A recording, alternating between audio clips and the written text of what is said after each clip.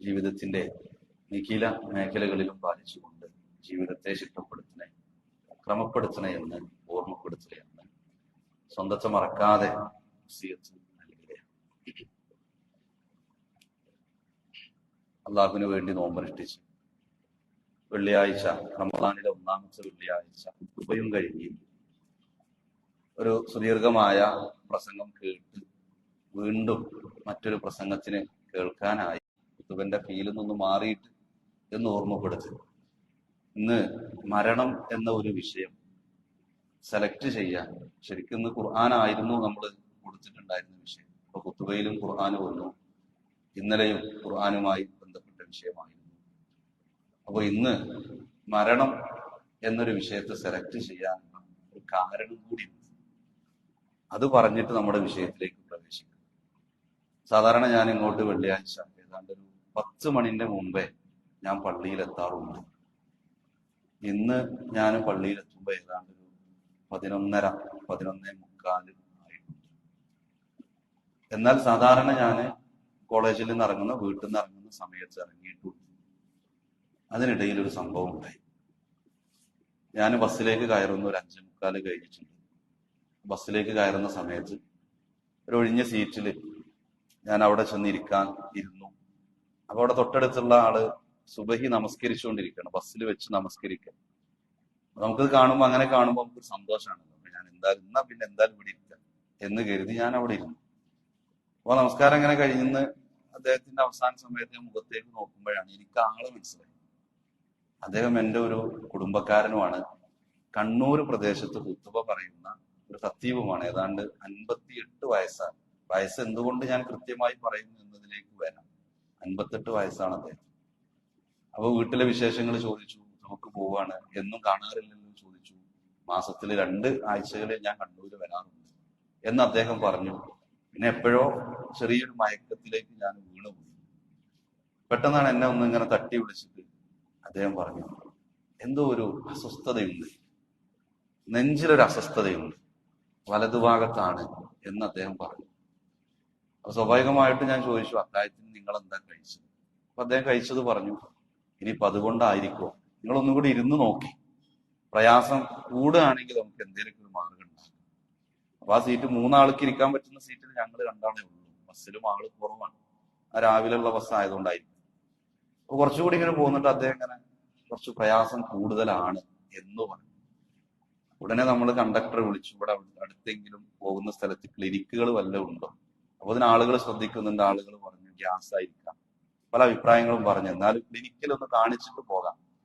അപ്പൊ നോക്കുമ്പോ ക്ലിനിക്കുകളൊന്നും ഇല്ല. ഉള്ളത് തന്നെ ആ സമയത്ത്, ആ വരുന്ന രാവിലെ സുബഹിന്റെ സമയത്ത് ഓപ്പൺ അല്ല. അപ്പൊ പിന്നുള്ളൊരു മാർഗം, അദ്ദേഹത്തിന് വേദന കൂടുകയാണ്, ആംബുലൻസ് വിളിച്ചു. ആ നാട്ടിൽ നിന്ന് കയറിയ ഒരാള്, അയാൾക്ക് പരിചയമുള്ള ഒരു ആംബുലൻസിനെ വിളിച്ചു. ബസ് മുന്നോട്ട് പോവുകയാണ്. ബസ് പോകുന്നത് മെഡിക്കൽ കോളേജിന്റെ മുന്നിലൂടെയാണ് ബസ് പോവുക. എന്നാലും വേഗതക്ക് പെട്ടെന്ന് എത്താൻ വേണ്ടിയിട്ട് ആംബുലൻസിനെ വിളിച്ചു. ആംബുലൻസ് വന്ന് ബസ്സിന്റെ മുന്നിൽ നിർത്തി. ഇദ്ദേഹം വളരെ കൂളായിട്ട് ഇറങ്ങി. ഇദ്ദേഹം തന്നെ പോയി ആംബുലൻസിൽ കടന്നു.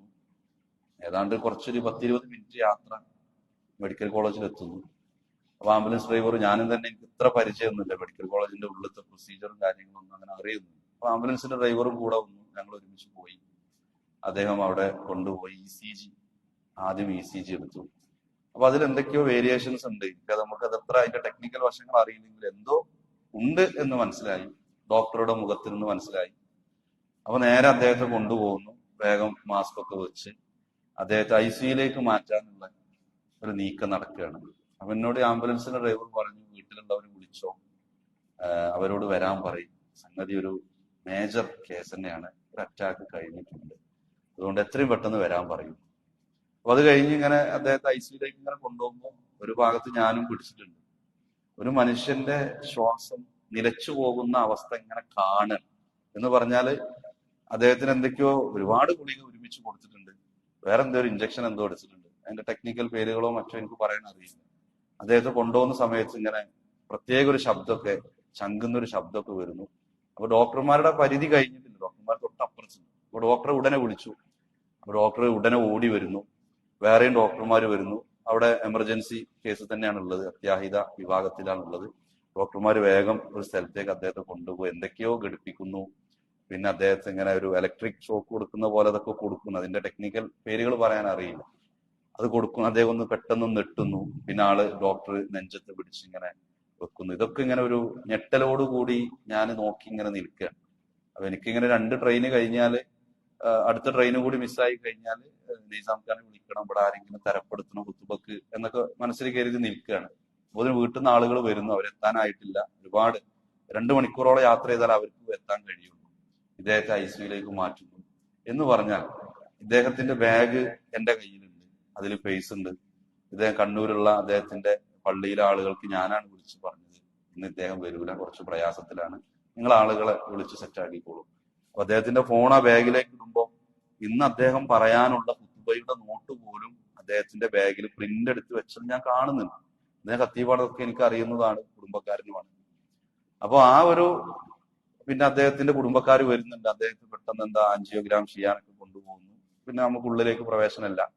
കുടുംബക്കാർ വന്ന് കാര്യങ്ങളൊക്കെ ഏൽപ്പിച്ചു കൊടുത്തിട്ട് ഞാൻ എടുത്ത ട്രെയിനിന് ജുമയ്ക്ക് മുമ്പ് അവസാനം ഇവിടെ എത്തുന്ന ട്രെയിനിന് കൃത്യമായിട്ട് പടച്ചോന്റെ തൗഫീഖ് കൊണ്ട് ട്രെയിൻ അല്പം ലേറ്റ് ആവുകയും ട്രെയിന് പിന്നീട് സമയത്തിന് ഇവിടെ എത്തുകയൊക്കെ ചെയ്തുകൊണ്ട് ഇവിടെ ഇങ്ങനെ എത്തി. അതിങ്ങനെ മനസ്സിൽ ഇങ്ങനെ ആ ഒരു ചിത്രം, ഇങ്ങനെ ഒരാള് പടച്ച റബ്ബ് നമുക്ക് ഒന്നും പണം കൊടുക്കാതെ ഒരു ചിലവുമില്ലാതെ നമ്മള് അള്ളാഹുവിന്റെ ഈ ഭൂമിയിൽ നിന്ന്, പ്രപഞ്ചത്തിൽ നിന്ന് ഓക്സിജൻ നമ്മൾ വലിച്ചെടുക്കുന്നു. ഒരു പ്രശ്നവും നമുക്കില്ല, ഒരു തടസ്സവും നമുക്കില്ല, സംസാരിക്കുമ്പോഴാണെങ്കിലും എപ്പോഴാണെങ്കിലും. പക്ഷെ ഓക്സിജൻ ഉണ്ടായിട്ടും അത് എടുക്കാൻ കഴിയാതെ അല്ലെങ്കിൽ അതിൽ പ്രയാസപ്പെട്ട് പെടയുന്ന ഒരു മനുഷ്യനെ ഇന്ന് രാവിലെ നേരിട്ട് കയ്യിന് മുമ്പിൽ, കണ്ണിന് മുമ്പിൽ കണ്ടു എന്നതുകൊണ്ടാണ് മരണത്തിന്റെ വിഷയം തന്നെ സൂചിപ്പിക്കാം എന്ന് ഞാൻ കരുതാനുള്ള കാരണം. പ്രിയപ്പെട്ടവരെ, ശരിക്കും ഇത്രേ ഉള്ളൂ. ഒരു നെഞ്ചുവേദന ഉണ്ടാകുന്നതേ ഉള്ളൂ. ഇദ്ദേഹം മരിച്ചു എന്നല്ലോ പറഞ്ഞു വരുന്നത്. ഇദ്ദേഹം ഇപ്പോഴും ട്രീറ്റ്മെന്റിലാണ്. ഈ ക്ലാസ് കഴിഞ്ഞൊന്ന് വിളിച്ചു നോക്കണം. ഡോക്ടർമാർ പറഞ്ഞത് പ്രശ്നമാണ്, പക്ഷെ രക്ഷപ്പെടും എന്നുള്ളൊരു സൂചനയാണ് ഡോക്ടർ തന്നത്. അങ്ങനെയല്ലേ തരുള്ളൂ. എന്തായാലും അദ്ദേഹത്തിന് അള്ളാഹു സുബ്ഹാനഹു വ തആല പരിപൂർണമായ ശിഫ നൽകി അനുഗ്രഹിക്കുമാറാവട്ടെ. ഞാൻ പറഞ്ഞത് ഇത്രയേ ഉള്ളൂ. ഒരു വേദന ഉണ്ടാവുന്നതേ ഉള്ളൂ.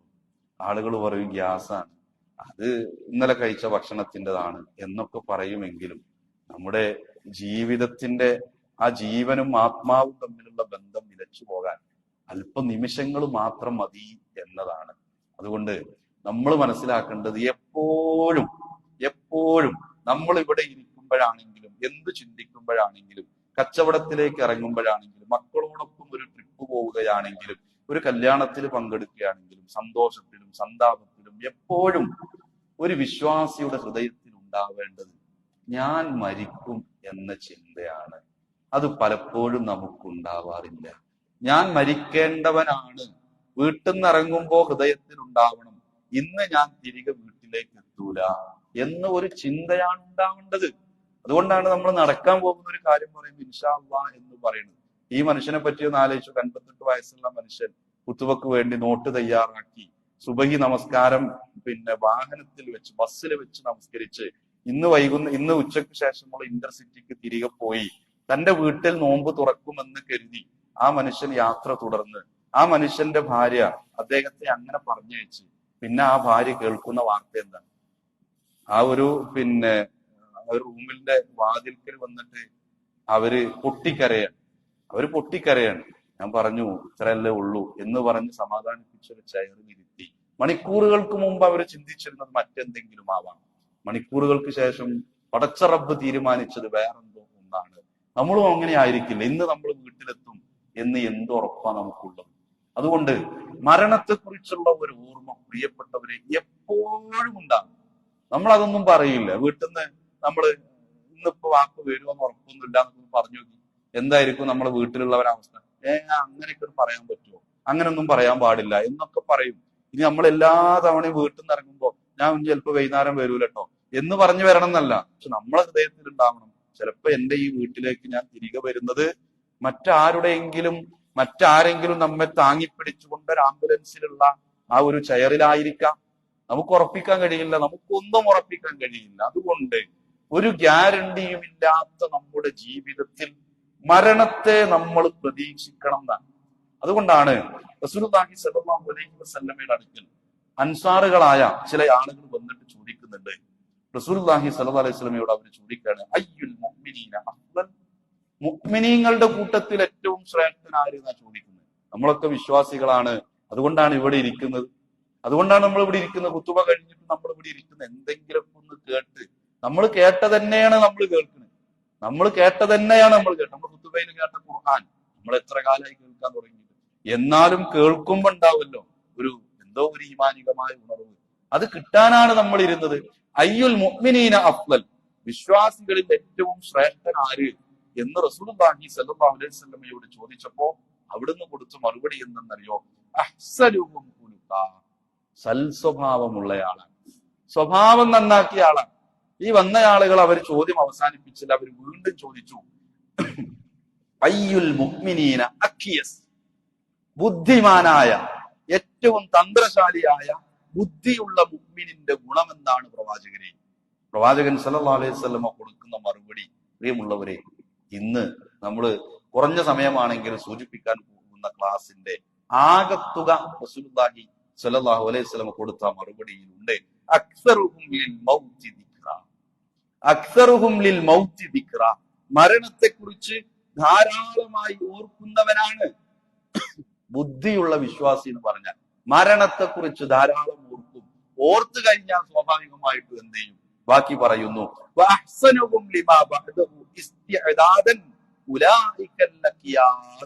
മരണത്തെക്കുറിച്ച് ഓർക്കുക മാത്രമല്ല, മരണത്തിന് ശേഷമുള്ള ജീവിതത്തിന് വേണ്ടി ഏറ്റവും നല്ല രൂപത്തിൽ തയ്യാറാകുന്നവൻ. നമ്മള് നോമ്പിന് വേണ്ടി ഒരുങ്ങി, പെരുന്നാളിന് വേണ്ടി ഇനി നമ്മൾ ഒരുങ്ങും. പക്ഷെ പരലോകത്തിന് വേണ്ടി ഒരുങ്ങുന്നിടത്താണ് നമ്മൾ പരാജയപ്പെടുക. കാരണം എന്തെന്നറിയോ? പെരുന്നാൾ എന്നാണ് വരിക എന്നുള്ളത് നമ്മൾ പെരുന്നാളിന് ഉണ്ടാവുന്ന ഉറപ്പൊന്നുമില്ല. പക്ഷെ പെരുന്നാൾ ഇവിടെ ഉണ്ടെങ്കിൽ അത് എന്നാ നടക്കുക നമുക്കറിയാം. നോമ്പ് എപ്പോഴാ തുറക്കുക എന്നറിയാം. നോമ്പ് 17-ന്റെ അന്ന് അല്ലെങ്കിൽ നോമ്പ് 20-ന്റെ അന്ന് കുടുംബക്കാരെയൊക്കെ ഒന്ന് വിളിച്ച് വീട്ടിലൊരു നോമ്പ് തുറ കൊടുക്കണമെന്ന് നീയത്താക്കി നിൽക്കുക നമ്മള്. അങ്ങനെ ഉണ്ടാവാം, വ്യത്യസ്ത ദിവസങ്ങളാണെന്ന് മാത്രം. അത് എന്ന് സംഭവിക്കുന്ന അറിയാം, നമ്മൾ ഉണ്ടാവുമെന്ന് ഉറപ്പില്ല. പക്ഷേ പരലോകത്തേക്കുള്ള നമ്മുടെ യാത്ര അത് മരണത്തോടു കൂടി തുടങ്ങും. ആ മരണം എന്നത് ഏതു സമയത്ത് സംഭവിക്കുമെന്നത് പ്രിയപ്പെട്ടവരെ നമുക്കറിയില്ല, നമുക്കറിയാൻ കഴിയില്ല. അതുകൊണ്ടല്ലേ അള്ളാഹുവിന് മാത്രം അറിയുന്ന ചില കാര്യങ്ങൾ പറഞ്ഞു.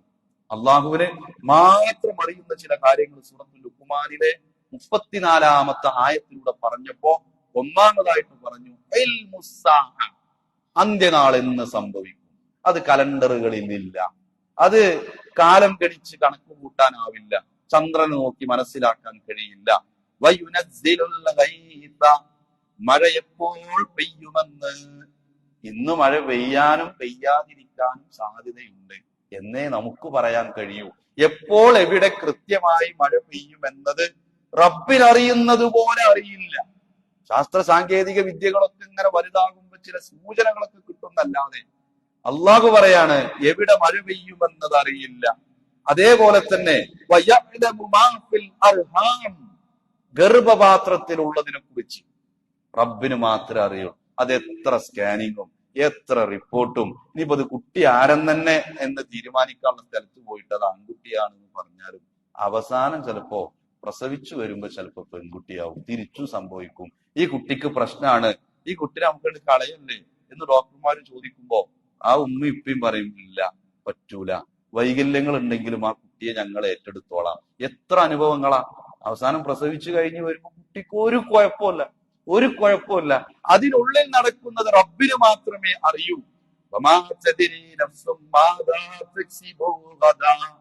നാളെ എന്തു ചെയ്യുമെന്ന്, നമ്മൾ ഓരോരുത്തരും നാളെ എന്തു പ്രവർത്തിക്കുമെന്നത് നമുക്കറിയില്ല.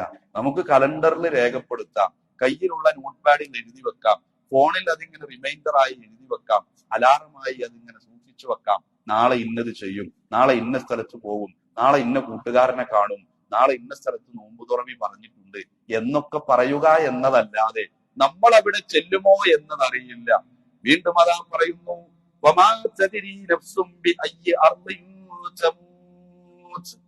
ഏതു ഭൂമിയിൽ വെച്ചാണ് ഒരു മനുഷ്യൻ മരണപ്പെടുക എന്നത് അവൻ അറിയില്ല. എവിടെ വെച്ച് ഏത് ഭൂമിയിൽ വെച്ചാണ് നമ്മൾ മരിക്കുക എന്നറിയില്ല. മക്കത്ത് വെച്ച് മരിക്കോ, ഈ കൊല്ലം മക്കത്ത് വെച്ച് മരിക്കുന്നാണോ പടച്ച റബ്ബ് തീരുമാനിച്ചിട്ടുള്ളത് നമ്മൾ പോകും മക്കത്തേക്ക്, നമ്മളെ ഉംറ വിസ അല്ലെങ്കിൽ ഹജ്ജിനോ ടിക്കറ്റ് എടുത്ത് നമ്മൾ അവിടെ എത്തും.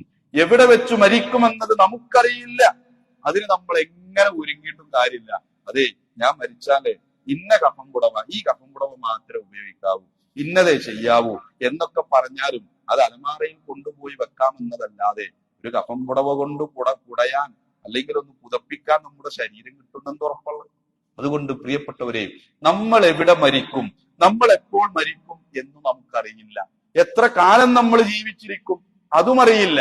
പക്ഷെ പ്രവാചകൻ സല്ലല്ലാഹു അലൈഹി വസല്ലം ഒരു കാര്യം ഇങ്ങനെ പറഞ്ഞു തന്നു, അഅ്മാറു ഉമ്മത്തി, എന്റെ ഉമ്മത്തിന്റെ ആയുസ് എന്ന് പറഞ്ഞാൽ 60 മുതൽ 70 വരെയുള്ള അതിനിടയിലാകുന്നു എന്റെ ഉമ്മത്തിന്റെ ആയുസ്. ഒരു 60 വയസ്സ് മുതൽ 70 വയസ്സ് വരെയാണ് ശരാശരി ആയുസ്. 70-നപ്പുറം കിട്ടിയിരിക്കണോ, ഇത് ബോണസാണ്. എന്നാൽ 60 വരെ എത്തുമെന്ന് ഉറപ്പിക്കാൻ പറ്റൂല. എന്റെ വല്യപ്പ മരിച്ചത് 85-ാമത്തെ വയസ്സിലാ, വാപ്പ പോയത് 70-ലാ. അപ്പൊ എനിക്കൊരു 60 കിട്ടാൻ സാധ്യതയുണ്ട്. കണക്ക് കൂട്ടാൻ കഴിയില്ല.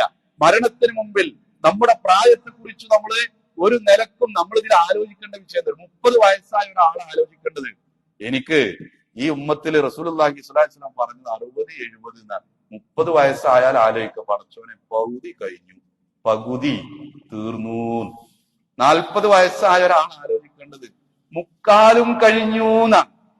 എന്നിട്ട് നമ്മൾ കാത്തിരിക്കുക കുറച്ചും കൂടി കാലം ഒന്ന് കഴിഞ്ഞിട്ട് നന്നാവാം, ഒരു ഉംറക്കൊക്കെ ഒന്ന് പോട്ടെ. എത്ര വയസ്സാ അപ്പോ? 50 വയസ്സ്. എന്നിട്ടോ ഇരുന്ന് ആലോചിക്കുക കുറച്ചും കൂടി അങ്ങോട്ട് പോട്ടെ, എന്തായാലും കുറച്ച് ലോണും പലിശയൊക്കെ അടച്ചു തീർക്കാണ്ട്, അത് തീരണമെങ്കിൽ 2 കൊല്ലാവും, അത് കഴിഞ്ഞിട്ടാണ് നന്നാവാം. നല്ല പ്രിയമുള്ളവരെ, നമ്മുടെ ജീവിതത്തിന് മരണത്തെ ഏതു സന്ദർഭത്തിലും ഏത് സമയത്തും നമ്മൾ ചിന്തിക്കേണ്ടതുണ്ട്. അതുകൊണ്ടല്ലേ വിശുദ്ധ ഖുർആൻ ഓർമ്മപ്പെടുത്തി, ജനങ്ങൾക്കതാ അവരുടെ വിചാരണ ആസന്നമായിരിക്കുന്നു, പക്ഷേ അവരാകട്ടെ അശ്രദ്ധയിലുമാകുന്നു.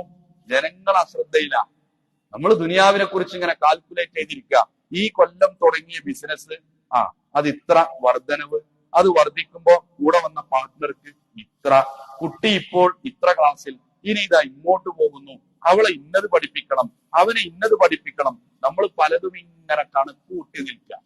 അതുകൊണ്ട് പ്രിയപ്പെട്ടവരെ, വീണ്ടും ആവർത്തിച്ച് സൂചിപ്പിക്കാനുള്ളത്, മരണത്തെക്കുറിച്ചുള്ള ഒരു ചിന്ത നമ്മുടെ ഹൃദയത്തിൽ ഉണ്ടാവണം. ജീവിതത്തിലെ വിഭവങ്ങൾ കുറയുമ്പോ ഒരു ബേജാറുണ്ടാവും. പോട്ടെ, മൊബൈൽ ഫോണിലെ ചാർജ് കുറഞ്ഞാൽ ഒരു ഇടങ്ങേറാണ്. മൊബൈൽ ഫോണിലെ ചാർജ് ഇങ്ങനെ രാവിലെ എണീക്കുമ്പോ കുത്തിവെക്കാൻ മറന്ന് കടയിലേക്ക് ഓഫീസിലേക്ക് പെട്ടെന്ന് പുറത്തേക്ക് പോകുമ്പോൾ ഒരു 30% ചാർജ് ഉള്ളൂ. എന്തോ ഒരു അസ്വസ്ഥത. ഇപ്പൊ ഇനി ഓഫാകും, സംഗതി ഓഫാകുന്നില്ല, എന്നാലും എന്തോ ഒരു അസ്വസ്ഥതയാണ്. വീട്ടിൽ കൊണ്ടുവന്ന വെച്ച അരി ഇങ്ങനെ കുറയാ, പഞ്ചസാര കുറയാൻ, അതിന്റെ പാത്രം ഇങ്ങനെ കുറയുമ്പോ ഭാര്യ പറയും, അതെ വാങ്ങാനായിട്ടുണ്ട്, ഇന്നത് കുറഞ്ഞിട്ടുണ്ട്, ഇന്നത് ഇവിടെ അല്ല, ഇന്നത് കഴിഞ്ഞു, നോമ്പാ വരുന്നത്. അപ്പോഴേ നമ്മൾ നോമ്പിന് കുറച്ചും കൂടി കൊണ്ടേ കൊടുത്ത്, അത് പെട്ടെന്ന് ഇങ്ങനെ തീരുമ്പോ ഭാര്യ പിന്നെയും പറയും, ആ കൊടുന്ന പഞ്ചാര 5-ലൊന്നും പോരട്ടോ, പഞ്ചാര 5-ലൊന്നും പോരാ, അത് തീരാനായി എന്നു പറയും. ജീവിതത്തിലെ വിഭവങ്ങൾ കുറയുമ്പോൾ ബേജാറുള്ള നമുക്ക് ഒരു ദിവസം നമ്മുടെ ജീവിതത്തിൽ നിന്ന് കുറഞ്ഞു പോകുമ്പോൾ ബേജാറില്ല. ഇതാണ് അവസ്ഥ. ഒരു ദിവസം സൂര്യൻ അസ്തമിക്കുമ്പോൾ പ്രിയമുള്ളവരെ, നമ്മൾ ആലോചിക്കേണ്ടത്, എന്റെ ജീവിതത്തിൽ നിന്ന് എനിക്ക് ഏറ്റവും പടച്ച റബ്ബിന്റെ തൗഫീക്ക് കൊണ്ട് കിട്ടിയ ആയുസ്സിൽ നിന്ന് ഒരു ഭാഗമെന്ന് കൊഴിഞ്ഞുപോയി എന്ന് ചിന്തിക്കാൻ കഴിയണം, എന്നാലോചിക്കാൻ കഴിയണം. എന്നാലോചിക്കുമ്പോഴേ നമുക്ക് ജീവിതത്തിലെ ഈമാനികമായ ഉണർവും ആവേശവും ദീനിനോടുള്ള ഒരു ഇഷ്ടവും ഒക്കെ നമുക്കുണ്ടാവുകയുള്ളൂ. അന്ത്യനാളിനെ കുറിച്ച് ഖുർആൻ പറഞ്ഞതെന്നറിയോ? ഇന്നഹും യറൂനഹു ബഈദാ, അവരതാ അതിനെ കാണുന്നത് ബഈദാ, വിദൂരത്തായിക്കൊണ്ടാണ്. അല്ലെ, നമ്മളെന്താ പറയാ, അന്ത്യനാളിനൊന്നും സമയമായിട്ടില്ല, അതൊന്നും ഇപ്പോഴൊന്നും ഉണ്ടാവില്ല. പക്ഷെ വിശുദ്ധ ഖുർആൻ ബാക്കി പറയാണ്, വനറാഹു ഖരീബാ, നാം അതിനെ കാണുന്നത് ഏറ്റവും അടുത്തായിക്കൊണ്ടാണ്, വിദൂരത്തായിക്കൊണ്ടല്ല. ഇതൊക്കെ നമുക്ക് പാഠമാകേണ്ടതുണ്ട് പ്രിയമുള്ളവരെ. ചില ആളുകളുണ്ടല്ലോ, എപ്പ ഖേദിക്കുന്നറിയോ? മരണത്തെ, മലക്കുൽ മൗത്തിനെ മുന്നിൽ വരുന്ന സമയത്ത് മലക്കുൽ മൗത്തിനെ കണ്ണുകൊണ്ട് നമ്മൾ കാണും. നമ്മൾ എങ്ങനെ മരിച്ചാലും, എങ്ങനെ ഏത് രൂപത്തിൽ കട്ടിലിൽ കിടന്നു മരിച്ചാലും, അതല്ലാത്ത മരണമാണെങ്കിലും മലക്കുൽ മൗത്തിനെ നമ്മുടെ മുന്നിൽ നമ്മൾ കാണും. അപ്പൊ ചില ആളുകളുടെ അവസ്ഥ ഇങ്ങനെ വിശുദ്ധ ഖുർആൻ പറയാണ്,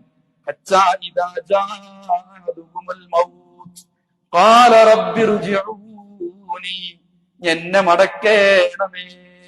എപ്പോഴാണ് അവൻ പറയുന്നത്? ഇദാ ജാഅഹുമുൽ മൗത്ത്, മരണം വരുന്ന സമയത്താണ് അവൻ പറയുന്നത്, റബ്ബിർജിഊനി, എന്നെ മടക്കേണമേ. മരിക്കാൻ മലക്കുൽ മൗത്തിനെ മുന്നിൽ കാണുമ്പോ അത് പറഞ്ഞിട്ട് എന്ത് ഫലമാണുള്ളത്? അവൻ ചേർത്തു പറയും, ലഅല്ലി അഅമലു സ്വാലിഹൻ ഫീമാ തറക്തു, ഞാൻ ഉപേക്ഷിച്ച ചില കാര്യങ്ങളുണ്ട്, ഞാൻ ഉപേക്ഷ വരുത്തിയ ചില കർമ്മങ്ങളുണ്ട്. എന്റെ നമസ്കാരം, എന്റെ നോമ്പ്, എന്റെ ഇബാദത്തുകൾ തുടങ്ങിയ പലതിലും ഞാൻ ഉപേക്ഷ വരുത്തിയിട്ടുണ്ട്. അതെല്ലാം ഞാൻ ചെയ്തു കൊള്ളാം, അതുകൊണ്ട് എന്നെ മടക്കേണമേ. മരണത്തെ മുന്നിൽ കാണുമ്പോ മനുഷ്യര് പരിതപിച്ചുകൊണ്ട് പറയും എന്നാണ്. അള്ളാഹു മറുപടി കൊടുക്കും, കല്ല ഇന്നഹാ കലിമത്തുൻ ഹുവ ഖായിലുഹാ, ഇത് നീ വെറുതെ പറയുന്ന ഒരു വാക്ക് മാത്രമാണ്, ഇത് നീ വെറുതെ പറയുന്ന ഒരു വാചകം മാത്രമാണ് എന്ന് പടച്ച റബ്ബ് എന്ത് ചെയ്യും? അങ്ങനെയുള്ള മനുഷ്യരോട് പറഞ്ഞു കൊടുക്കുന്ന നമ്മൾ ആ കൂട്ടത്തിലാണോ ഉണ്ടാവുക? നമ്മൾ ഏത് കൂട്ടത്തിലാണ് ഉണ്ടാവുക എന്ന് ആലോചിക്കേണ്ടുന്ന സമയമാണ് പ്രിയപ്പെട്ടവരെ. അതുകൊണ്ട് നന്മ ചെയ്യാനുള്ള ഒരവസരത്തെ നമ്മൾ എന്ത് ചെയ്യുന്നു? ഒരവസരത്തെ നമ്മൾ പാഴാക്കരുത്. പുഞ്ചിരിയാണോ നമുക്ക് കൊടുക്കാൻ കഴിയുക? ആ പുഞ്ചിരി കൊണ്ട് നന്മയാണോ? അതും നമ്മുടെ നന്മയായി രേഖപ്പെടുത്തൂലേ? റസൂലുള്ളാഹി സ്വല്ലല്ലാഹു അലൈഹി വസല്ലം പറയാണ്, ലാ തഹ്ഖിറന്ന മിനൽ മഅറൂഫി ശൈആ, നന്മകളിൽ ഒന്നിനെയും നിങ്ങൾ നിസാരമാക്കി കളയരുത്. വലൗ അൻ തൽഖാ അഖാക ബിവജ്ഹിൻ തൽഖിൻ, പ്രസന്ന മുഖത്തോടുകൂടി, പുഞ്ചിരിക്കുന്ന മുഖത്തോടുകൂടി നിങ്ങളുടെ സഹോദരനെ കണ്ടുമുട്ടുന്നതാണെങ്കിലും നിസാരമാക്കി കളയരുതേ. അതിനുപോലും ഇസ്ലാം നമ്മോട് കൽപ്പിക്കാൻ പുണ്യമുണ്ട്. ഇസ്ലാം പറയാണ് അതിൽ നന്മയുണ്ട് എന്ന്. അതുകൊണ്ട് പ്രിയമുള്ളവരെ, നന്മയിലേക്ക് മുന്നേറാൻ നമുക്ക് കഴിയണം. എത്രയെത്ര നന്മകൾ നമ്മുടെ മുന്നിലുണ്ട്, എത്രയെത്ര നന്മകൾ നമ്മുടെ മുന്നിലുണ്ട്. സൂചിപ്പിച്ചുവല്ലോ നമ്മൾ റമദാനുമായി ബന്ധപ്പെട്ടതിന്റെ തുടക്കത്തെ കുത്തുബകളിൽ, ഈ റമദാനിൽ ഒരു നന്മയെങ്കിലും ഞാൻ എന്റെ ജീവിതത്തിലേക്ക് ചേർത്ത് നിർത്തുമെന്ന് പ്രഖ്യാപിക്കാൻ തീരുമാനമെടുക്കാൻ പ്രിയപ്പെട്ടവരെ ഇനിയും നമ്മൾക്ക് കഴിഞ്ഞിട്ടില്ല.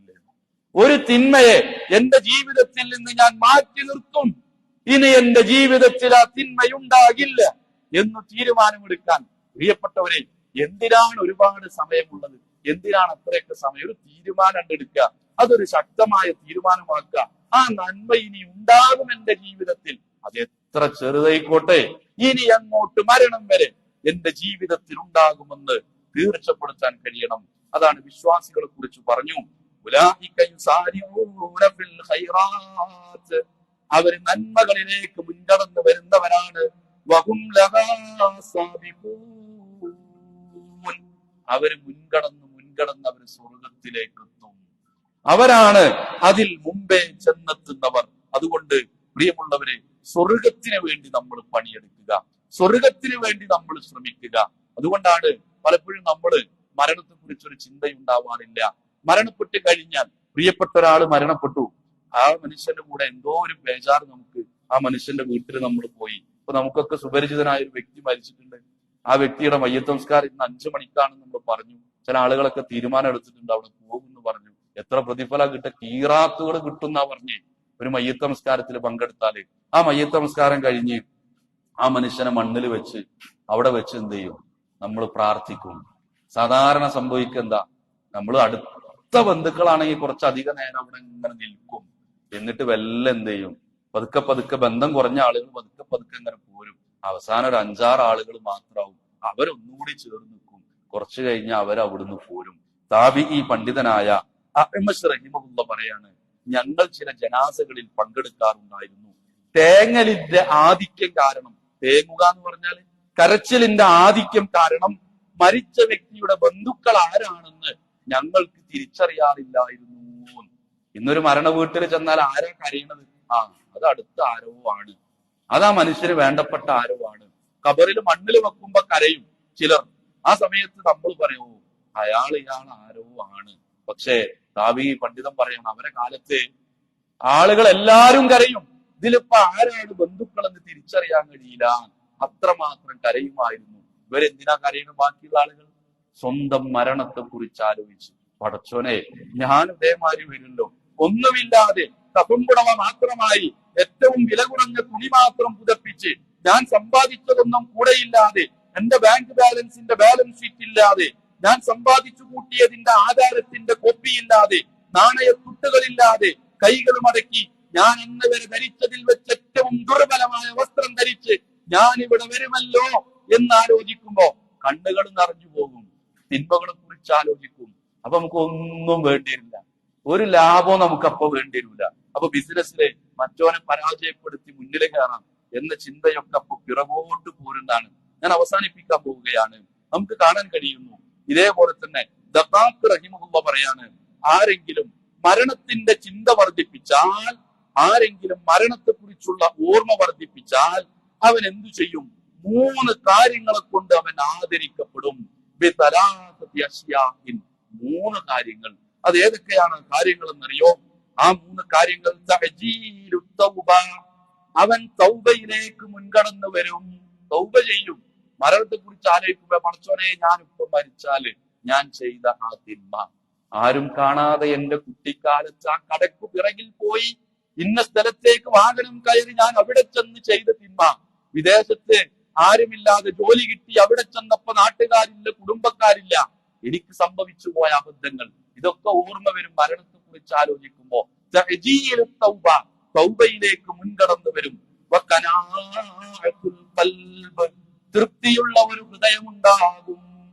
പലർക്കും അതില്ല. പോരാ, ഇത്രയൊന്നും സമ്പാദിച്ചാ പോരാ, ഇത്രയൊന്നും ലാഭം ഉണ്ടായാൽ പോരാ, ഇതൊന്നും പോരാ, കുറച്ചും കൂടി വേണം, ഈ കാറൊന്ന് മാറ്റണം, ഈ വീടൊന്ന് മാറ്റണം, ഈ സൗകര്യമൊക്കെ ഒന്ന് ഒഴിവാക്കണം, ഇത്രയൊന്നും പോരാ. ഇന്നത് ഒരു കനാഴത്തും ജീവിതത്തിൽ ഉണ്ടാവില്ല. മരണത്തെ കുറിച്ച് ഓർത്തോ, കനാഴത്തുൽ ഖൽബ് ഉണ്ടാകും, ഉള്ളത് കൊണ്ട് തൃപ്തിപ്പെടുന്ന ഹൃദയമുണ്ടാകും. ഇബാദത്തുകളിൽ ഊർജ്ജസ്വലതയുണ്ടാകും. നിസ്കരിക്കാൻ നിൽക്കുമ്പോൾ ഒരു ഈമാൻ ഉണ്ടാവും മരണത്തെ കുറിച്ച് ഓർത്താൽ. നോമ്പിനൊരു ശക്തി ഉണ്ടാവും.